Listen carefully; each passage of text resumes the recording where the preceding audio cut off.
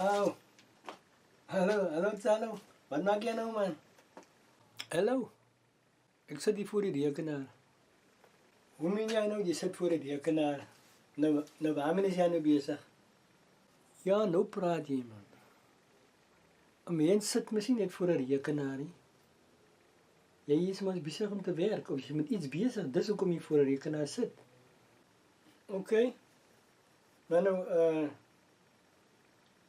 sorry man, maar nou, waarmee is jij bezig? Die is daar mensen naam veel zo min. Ik dacht gewoon, waar je die hele tijd man is. Als je niet stil hier bij je kant, elke dag. Nou, waar vraag je mensen, nou, waar is die man dan? Ja, en die werk raak niet meer.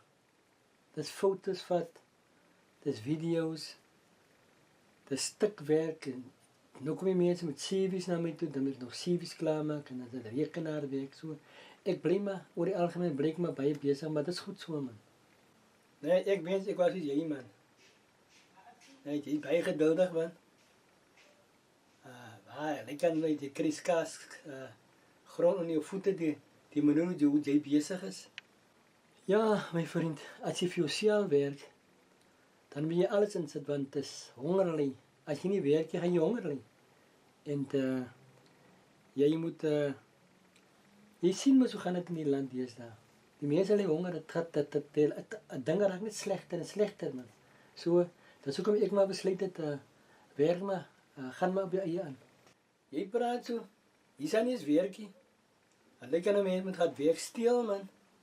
Wil jy 'n stukkie brood hê? Dis net hoender man en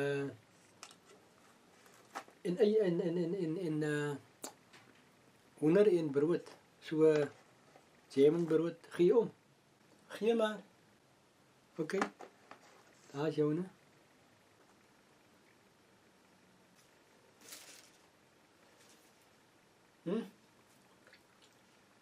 Dat is nogal lekker weer. En die jam smaakt ook lekker.